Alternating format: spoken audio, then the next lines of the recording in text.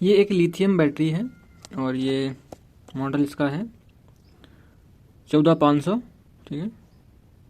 ये medium class की battery है, 500 mAh की, 3.7 वोल्ट है, ठीक है। तो इसमें प्रॉब्लम क्या है कि इसमें से बैटरी ये चार्ज हो रही है ना डिस्चार्ज हो रही है।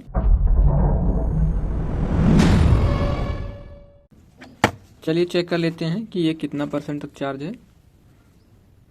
तो इसमें से कोई भी वोल्टेज नहीं शो हो रहे हैं, ठीक है।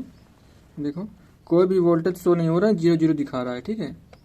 तो हो सकता है कि इसका जो ये कनेक्टर का पट्टा है वो गड़बड़ हो, या देखते हैं क्या प्रॉब्लम है इसके अंदर।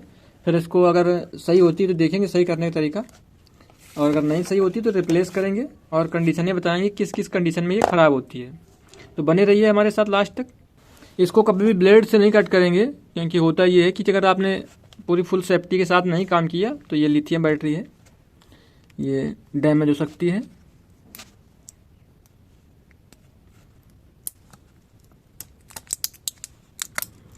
तो देखो इसमें कोई भी BMS इस्तेमाल नहीं किया गया है सॉरी BMS है इसके अंदर।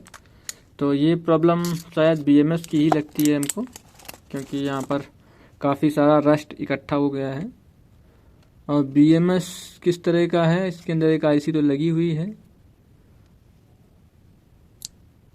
कैप ओपन करेंगे तो कैप तो सही है अभी फ़िलहाल, ठीक है। सेकंड साइड का कैप भी ठीक है।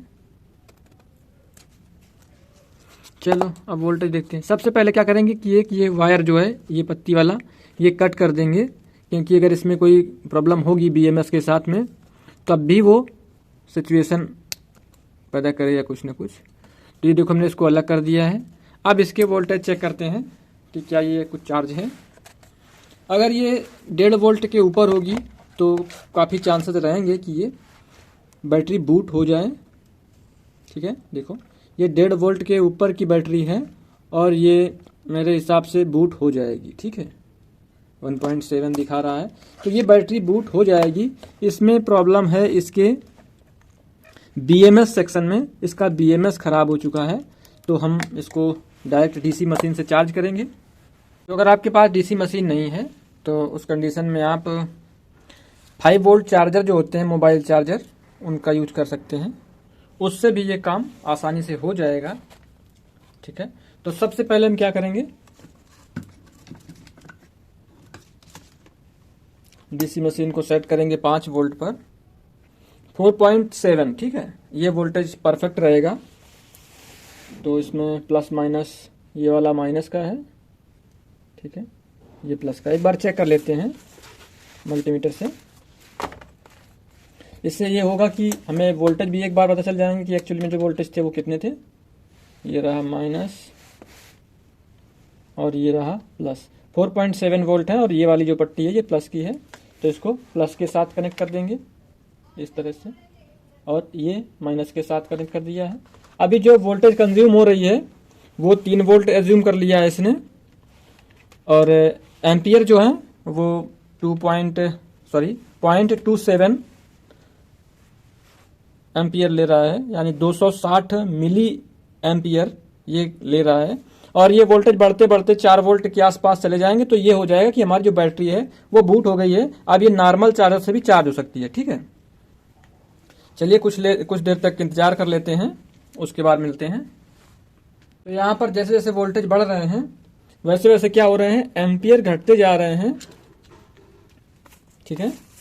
जैसे जैसे वोल्टेज बढ़ रहे हैं वैसे वैसे एम्पियर घट रहे हैं, और अभी 170 मिली एम्पियर करंट ड्रॉ हो रहा है बैटरी सेल में। बैटरी में 3.8 वोल्ट हो गए हैं और चार्जिंग कट हो गया है। इस कंडीशन में क्या करेंगे, एक बार ऑफ करके फिर से ऑन कर देंगे। बैटरी चार्जिंग नहीं ले रही है, थोड़ा सा वोल्टेज हमें इंक्रीज करना पड़ेगा, और जैसे ही हम थोड़ा सा वोल्टेज इंक्रीज करेंगे एम्पियर फिर से लेना शुरू कर दिया है, ठीक है। तो बैटरी हमारी फिर से चार्ज होने लगी है। इस तरह से हमें 2-3 बार यही करना रहेगा, बैटरी हमारी फुल चार्ज हो जाएगी, ठीक है। अब जैसे ही ये 350 मिलियम्स है, ये 200 के आसपास आ जाएंगे तो उस कंडीशन में हटा लेंगे। फिर बैटरी वोल्टेज चेक कर लेंगे एक बार कि लिथियम जो सेल है हमारा वो कितना चार्ज हो गया है। अब देखो बैटरी का जो वोल्टेज है वो दिखा रहा है 4.2 और चार्जिंग जो है 220 मिली एम्पियर रह गया है।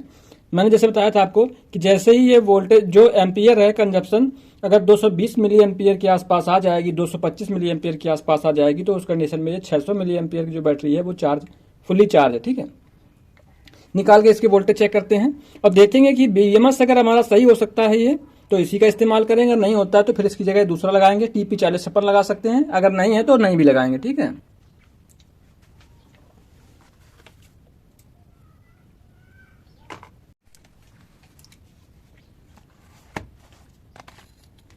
$220 वोल्ट पे सेट कर लिया है। अब बैटरी को वोल्टेज चेक कर लेते हैं। तो बैटरी देखो ये फुल चार्ज हो गई है। ठीक है, 4 वोल्ट दिखा रहे हैं, मतलब बैटरी जो है ये फुल चार्ज हो गई है। अब क्या करेंगे, BMS को एक बार थोड़ा सा क्लीन कर लेते हैं क्योंकि इसमें रस्ट का प्रॉब्लम लग रहा है।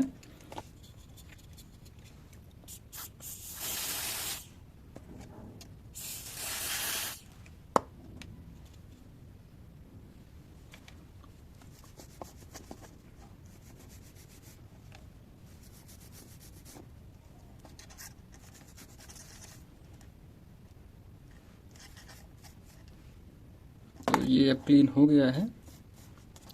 अब इसके ये वाले वायर को अगर हम सोल्ड कर दें इसमें, उस कंडीशन में यहाँ पर आउटपुट मिलना चाहिए इन दोनों टर्मिनल्स पर। अगर मिलता है तो ये सही है।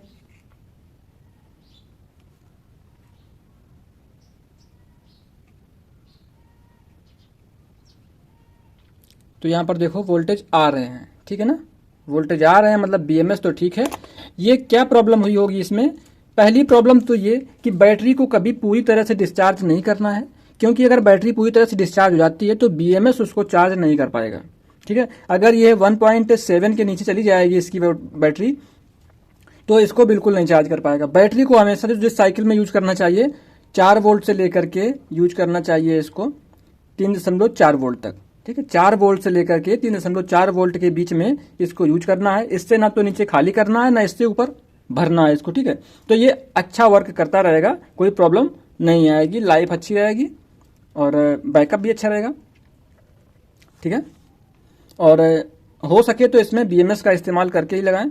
और TP 4056 मॉड्यूल आता है, 27-28 रुपये का मिल जाता है वैसे मार्केट में, अगर होलसेल में खरीदते कोई, वैसे 30 रुपये का रिटेल में मिल जाता है तो उसका आप यूज़ कर सकते हैं। चलिए हम इसकी सोल्डरिंग कर लेते हैं।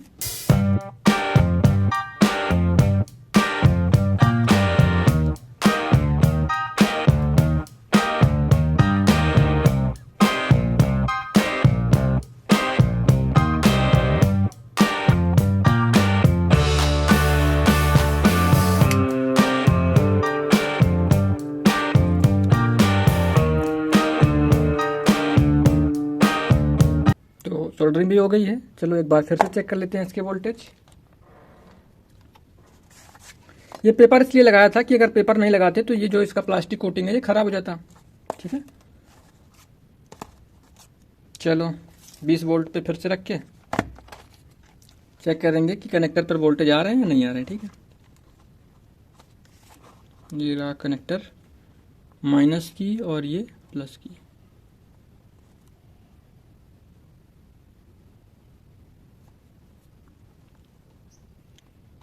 देखो 4 वोल्ट इसमें आ रहे हैं, मतलब ये जो बैटरी थी हमारी ये ओके हो गई है। ठीक है, इस तरह से आप भी रिपेयर कर सकते हैं सेलों को, क्योंकि इनमें BMS का प्रॉब्लम ज़्यादा रहता है। अगर बैटरी डीप डिस्चार्ज आती है तो उस कंडीशन में अलग से चार्ज करनी पड़ेगी ये BMS हटा करके। चलिए मिलते हैं फिर नेक्स्ट वीडियो में। Thank you.